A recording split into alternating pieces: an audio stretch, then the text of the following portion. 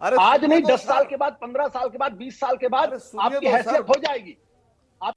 स्वागत है आपका दोस्तों हमारे चैनल दंगोदी न्यूज में। दोस्तों अगर आप भी इस तरह की वीडियो देखना पसंद करते हैं तो हमारे चैनल को लाइक, शेयर एंड सब्सक्राइब करना ना भूले। धन्यवाद। आसिमकार, आपकी तो सरकार चली गई तेलंगाना से, कांग्रेस की सरकार बन गई, शपथ ग्रहण हो गया और आप मुस्कुरा रहे हैं। मुझे लगा आज तो आपके सीने पर छुरियां चल रही होंगी। रुको जरा, सब्र करो।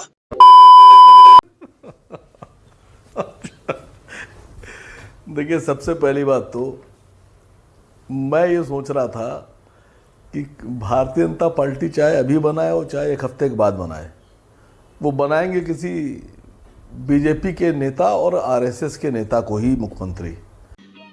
समझ रहे हो? समझ रहे हो ना? आप नहीं बनेंगे मानक भाई, डोंट टेंशन, नहीं टेंशन लेने का नहीं, आप नहीं बन रहे। दूसरी बात, मुझे जो बड़ा मजा आ रहा था कि अब चाहे बालकनाथ बने और चाहे रेवंता रेड्डी बने, दोनों कांग्रेस, दोनों जो है आरएसएस से, मतलब अंदाजा लगाइए। मैं तो अभी मैंने एक ट्वीट किया कि कहीं ऐसा ना हो कि भविष्य में कांग्रेस के सारे प्रदेश अध्यक्ष और सारे मुख्यमंत्री कांग्रेसी आरएसएस ही सप्लाई कर दे। No, God, please, no, no, no. मतलब सप्लाई सेंटर एक ही हो जाएगा आरएसएस, बीजेपी में भी उन्हीं के आदमी और कांग्रेस में भी उन्हीं के आदमी। ये सोचने वाली बात है सर। जो अहम मुद्दा है, मुद्दा ये नहीं है कि बीजेपी किसको बनाएगी किसको नहीं बनाएगी। मुद्दा ये है कि तेलंगाना में कांग्रेस जीत गई। तेलंगाना में जो माइनॉरिटी वेलफेयर का बजट है वो है 2200 करोड़ रुपए का। अब ये बजट कांग्रेस बढ़ाएगी या घटाएगी, ये तेलंगाना की आवाम को देखना है और सरकार को ये देखना है। जो सब्जेक्ट है वो अलग है, आप कर रहे हैं, बहुत अच्छी बात है।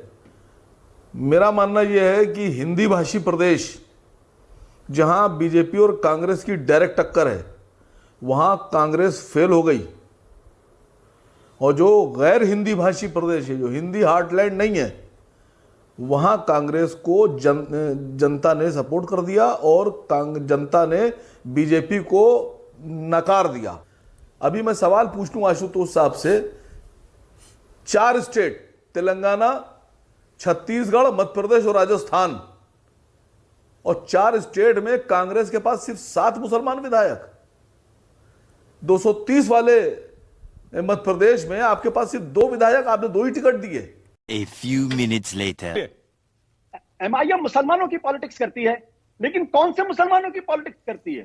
सिर्फ हैदराबाद के मुसलमानों की पॉलिटिक्स की बात करती है, सिर्फ 7 सीटों के मुसलमानों की बात करती है।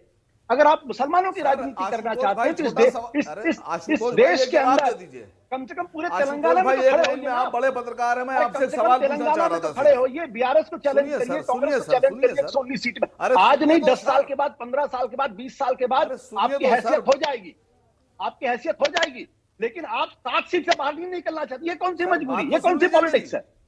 आप यूपी में चले आएंगे, आप मध्य प्रदेश में चले जाएंगे, आप गुजरात चले जाएंगे, तो ये इस राजनीति को, इस देश की जनता को समझना पड़ेगा ना। एमआईएम पॉलिटिक्स कौन सी कर रहा है? ये इनकी पॉलिटिक्स किस पार्टी को फायदा पहुंचा रही है? अरे मेरी बात तो सुन लीजिए, पार्टी कहीं सरकार है और ना एमआईएम की सरकार है, तो सब एक ही जगह खड़े हैं सर। ओके, अब रुक जाइए बृजमोहन श्रीवास्तव, उसके बाद आ रहा हूं सापरा जी और आरपी सिंह।